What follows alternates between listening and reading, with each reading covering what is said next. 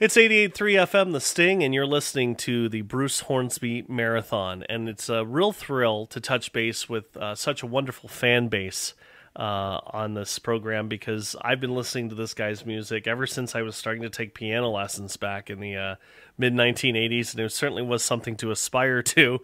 But I never really had a chance to explore a lot of his music on the air outside of this program. So the fact that he's playing tonight here in town, a solo piano performance, which if you haven't seen Bruce solo, it's amazing. I hope you get to go tonight.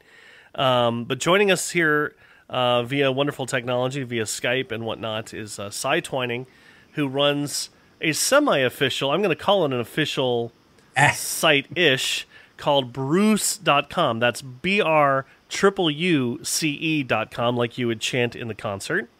And it's not only a fan site of lore, but it's been pretty much endorsed by Mr. Hornsby. A lot of free downloads are available there, and fan interaction is fantastic on this site. Matt and I have been great friends of his and fans from afar for some time now. It's a real pleasure to welcome from Newcastle, England, this wonderful day, Cy Twining. Cy, thanks for joining us. Thank you for having me, Todd. Great to be here. Let's start off with the fan story here. You're obviously a big fan of Mr. Hornsby's music. When did it start for you? It started on November the 22nd, 1986. Should I tell you how I know that so clearly? Please. The BBC over here in the UK had a sports program on Saturday afternoons called BBC Grandstand. And BBC, what they used to do with this, they started to use these two piano solos while they were reading the headlines. And I had taped this one particular episode where the headline of the day was Mike Tyson was going to be challenging Trevor Berbick for the heavyweight championship of the world on this day. And I recorded this, and in the background, as I'm watching the tape, as I say, these two piano solos come on. It was nothing like anything I'd heard before or since. I'm wondering, who on earth is this? And they made no mention of it, no credit or anything. But I was moved enough and interested enough to write in and ask. And evidently, I wasn't the only one. Several people on this was before the record ever came out. And a lot of people had written in, to the point where Des Lynam, the host of BBC Grandstand, said, a lot of people have been writing in, so I'm going to tell you this guy is called Bruce Hornsby. Look out for Bruce Hornsby in the Range. And the song is called The Way It Is, and it's coming out soon. Soon after that, I think Sir Terry Wogan had Bruce either on his show or started playing the song very often. It broke here in the UK before it did in the States. So that was where I started. I think actually there used to be a video on YouTube of BBC Grandstand playing Bruce's two piano solos for The Way It Is in the background while they're talking about Tyson pummeling Berbick or whatever was going to happen that day. So that's how I got into it. It broke, like I say, broke over here before ever in the States. So that's our kind of mini claim to fame with Bruce. I'll say this much, that for me, not unlike yourself, when I first heard that song, it stopped me cold. What was that? I don't think I'd ever heard a piano sound that good in a recording at that time. In the mid-1980s, piano was not exactly what you call a mainstay instrument. It was always keyboards or something. And you said you play as well, right? Well, let's not go that far. We all play a little bit, chopsticks here and there. No, I'm kidding. Well, that's fabulous. Well, what a terrific run. So, obviously, you followed him through this career, and that led to this website somehow. When did you get the idea that I'm going to put up this fan site that has become so popular? Well, I was late to the internet, Todd. Maybe 1998, I think, or comparatively late to you guys in the States anyway. Back in the old news group days, and what a horrible experience that could be. So of course, if you're talking to fellow fans or you're at a concert and you're talking to your neighbor who you don't know, kind of your opening line is, what's your favorite song, or what do you listen to? So that was kind of my opening gambit on the internet. I had everybody email me your favorite song. I'd put this message out. Whatever your favorite Bruce Hornsby song is, tell me what it is, and I'll compile a big list, and I'll report back to you. And so I was ambushed by literally a few people who said, let's tell you, and no surprise, the way it is with everybody's favorite song, and maybe Mandolin Rain close behind that. But I was bitten enough by the bug, and there was, that grew really, really quickly. There's clearly a bustling community of Bruce's fans, and has been ever since, who wanted to get involved or have their say in some respect or another. So, well, I started off compiling a list of everybody's favorite song. That kind of snowballed quite quickly, and I've come to find out soon after that there's a tape trading community of Bruce's concerts. He lets people record concerts. I've never heard of that before. I never knew that existed. So I remember sneaking a dictaphone into a concert in '95 back in the Union Chapel in London, and relying on that for a few weeks afterwards till that broke. But yeah, we had a lot of people got involved with that fairly quickly, and then a guy called Tom Daub used to record all of Bruce's set lists and keep a note of them. And he retired that idea and asked me if I wanted to take that on. So I said, yes, please. Another guy called Miguel Danielson had a lot of content related to Bruce, and he retired that site and asked me if I wanted his content. I said, yes, please. So what started off as kind of like a mini poll as to who likes what, quickly became, I keep using the word community, but that's really what it is. A lot of people getting involved with contributing photos, set lists, kind of escalated from there really quickly. It's an easy and a pretty addictive way to get involved. I was very impressed by the fact that, even from the earliest times I went to see Bruce Hornsby, there is that sense of community as soon as you walk in the room, that everybody kind of is on fire about hearing Hornsby play live. I never get tired of kind of experiencing that, because it's its own thing. I mean, every band kind of have its own following, but you get in there and you start to hear people comparing performances from one to the other. Or, do you think he's going to play this? Or I'd really love to hear that. Yeah. And once Bruce started playing almost purely on request material, then all bets were off. I mean, it was just it's totally changed into a whole new thing. Well, now that you have this kind of establishment, and as you said, it's snowballed, at what point did Bruce's camp kind of reach out to you and not really give you a blessing, but you have heavy interaction with the man himself? You've interviewed him a couple of times, and clearly he sends some files for your download day and things on those lines. At what point did that build up? And the first time must have been just fantastic for you. Sure. Actually, that was his brother, Bobby Hornsby. I was making a trip out to Virginia to catch. Now, what was I doing? I think it was just seeing friends in Virginia back in 2001, that would have been. And Bobby Hornsby reached out to me and said, hey, I've seen your website, really like it. Do you want to meet for lunch sometime? And I said, yeah, that'd be great. So I met Bobby Hornsby for lunch. We went for a Japanese restaurant in Williamsburg somewhere.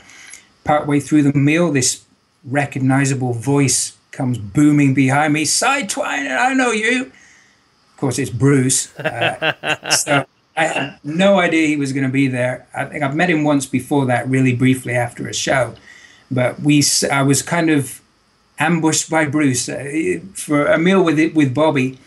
And Bruce came in and we sat and chatted for a long while. And that was good of him. If I remember, he was actually due to go out on the road for a long tour actually that day. So he'd said goodbye to his family and then come and met me for a bit, which kind of blew me away. And we sat and talked for a long time just about what I listened to and what he's doing, that sort of thing. And that kind of built from there. He's been very generous in sending stuff to me, either to preview or to tip people off what's coming, or just to plug some of his stuff, just to let people know what's out there. And he's been him and his whole band, I should say, are great people. They're so good with their time, and very generous with email conversations or a talk on the phone, whatever's needed for the site. They're very happy to get involved, all of them.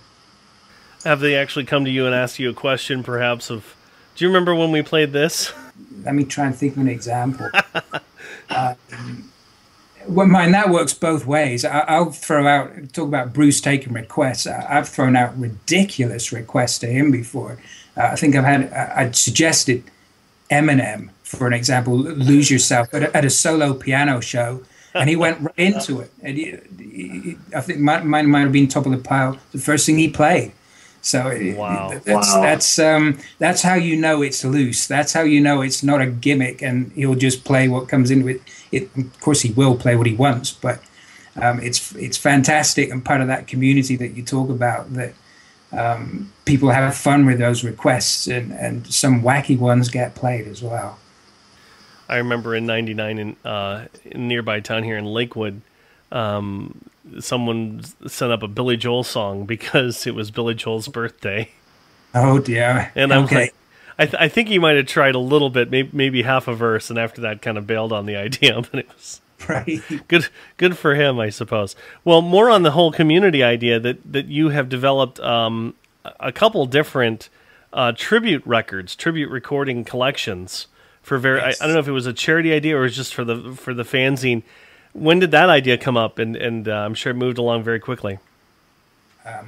Yeah, that was, we've done some charity projects on our site. Again, I keep going back to the community, but a very generous, giving bunch of people, and a very talented bunch of people. And what I've done every couple of years or so is a marathon, kind of like what you guys are doing, except I'm not there the whole time. I'll just upload stuff every hour on the hour kind of thing. But yeah, part of that is some tribute CDs. Actually, we call them cover CDs for Bruce's music, where we've got a number of artists, I can't describe them any other way, who visit my site, who want to get involved. Actually, we're starting to put one together again now. It is a charity project. We've done it normally for two charities. There's a multiple sclerosis charity centre here in the UK. There's a care centre. There's a particularly high incidence of multiple sclerosis where my family live. So we do that. And also the ALS Association. Bruce's former assistant, Melissa Reagan, worked for Bruce for a number of years. She suffered from ALS and passed from ALS. So we've done that basically in her memory, in Melissa's memory. We've put together, I think, 5 different CDs now. The most recent one was called Thick Custard, as a word play on Bruce's musical title, which I'll not say here. But thickcustard.com has the most recent tribute or cover record. Very, very talented bunch of people. And again, talking of Bruce's band, a couple of them have contributed to other people's tracks. George Marinelli, who was a former member of The Range, has contributed 2 or 3 songs of performances of his own. All Bruce's music. And I think J.V. Collier, Bruce's bass player, contributed to another lady's song. I think Sonny Emery did as well. So it's the community actually includes the band, which is the great thing about it. So the tribute CDs are probably the most rewarding of that of all, because the end result is so great, and there's no denying these people's talents. I can think of Rich Dyer, Colonel Richard Hart, and a number of people, Katie Holtkamp, who great talents in their own right, Rachel Griffin, who've released some of their own music, and the fact that they donate their time and energy to a project like Thick Custard, or the one before that was called Salivate, as a wordplay on levitate, complete with drooling baby on the front cover. So that was a great time, and just to be involved with that, my own small part in it is just compiling these fantastic talents that people have out there and just putting it all in one place, really. It's terrific. That's great stuff. Salivate. I like that. I can see I just see it. As soon as you said it, I said, that's on Levitate, isn't it? That's great. What Right. a terrific thing. Well, one of the things that always fascinates me when I meet fans, especially fans of a band that have been around, is to try and find that one thing that everyone's looking for. Me, I've always been waiting. It's so far along now that we'll probably never see it, but back in '99 when Bruce toured with Jackson Browne, Bonnie Raitt, and Sean Colvin, Right. there have been in fact I actually think your site's the reason I heard any recordings of that tour, but there's never been an official sanctioned release of any of those recordings. And just thinking aloud of Bruce, Sean Colvin, and say Bonnie Raitt doing the slide on Running on Empty, or Right. the beautiful End of the Innocents where they all take a verse, just to hear those officially, with a good mix. I'd love to hear that. I wonder if there's anything out there that you're hoping to maybe hear of a special time, a special place, or a special song that hasn't quite made it out into the general public yet. Well, I know that there's Bruce has played with Elton John, for instance. There was Dreamland was a song that Elton came and recorded with Bruce, but I believe there's been performances in the past which ended up. I've always wanted to hear Bruce Hornsby and Elton John lying on the floor playing the piano with their feet, which I believe they did in Madison Square Garden, if I remember the story right. So I'd love to hear that. Also, there was a great concert I went to it was called the Millennium Bash. So December 31st, 99, a couple of thousand of us converged in Williamsburg to watch Bruce and the Noisemakers play. And that seems to make the all-time list of most people's favorite concerts. So that's another one that that whole concert I'd love to hear again. So those two, and I think it was a particular solo concert I saw in London in a church, and you can imagine the acoustics of a piano in a church. So anything off of that, I would love to hear again. We're talking 20 years ago now. Yeah. Well, the good news is we have a solo performance coming up tonight. At the end of today, coincidentally enough, we didn't plan that or anything, did we? Solo performance at Trinity Cathedral. It's over a 100-year-old building. I knew he was playing in a cathedral somewhere. That's your local show? Yeah. You should go. I'm sure you are. Everyone we are. We'll find a way to get there somehow. Oh, do not miss that opportunity. In a cathedral. That's outstanding. Yeah, good for you. And it's being recorded for TV and radio, so there's hope for you yet. You might get something close to your favorite show. That'll be kind of cool. Yeah, it's a little late for me to fly out there now, but yeah, that's a great opportunity for you guys. Yeah, great.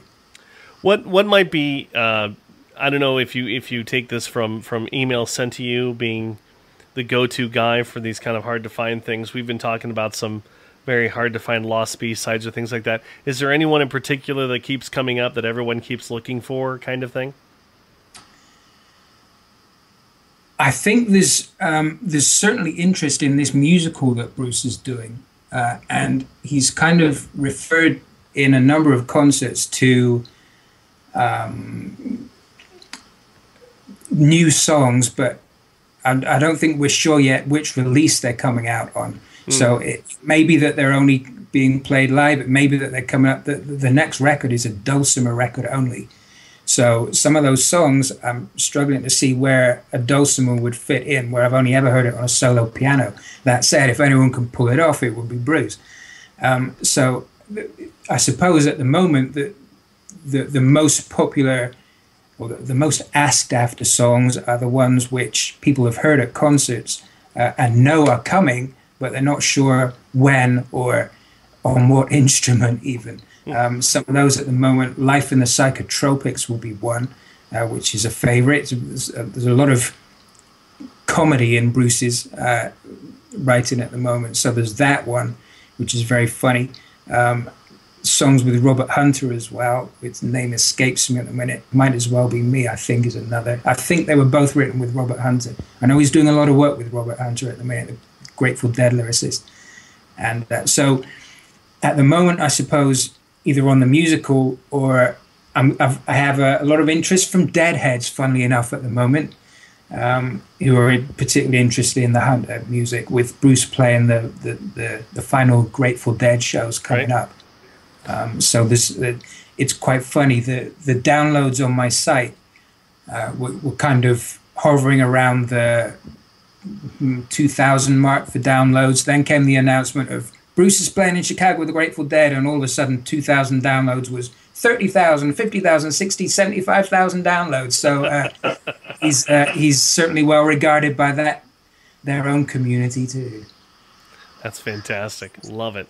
Well, what are your future plans? Is there another benefit record in the works? I think you might have mentioned, but is that another plan down the line to go for number 6, I think?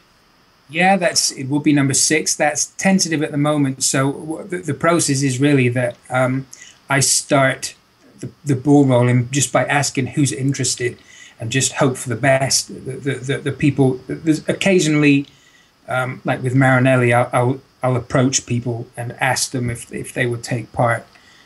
So I'm kind of waiting to hear back. I've got enough interest from maybe a half dozen people so far, and it's maybe 2 weeks since I asked. So I'm excited about that.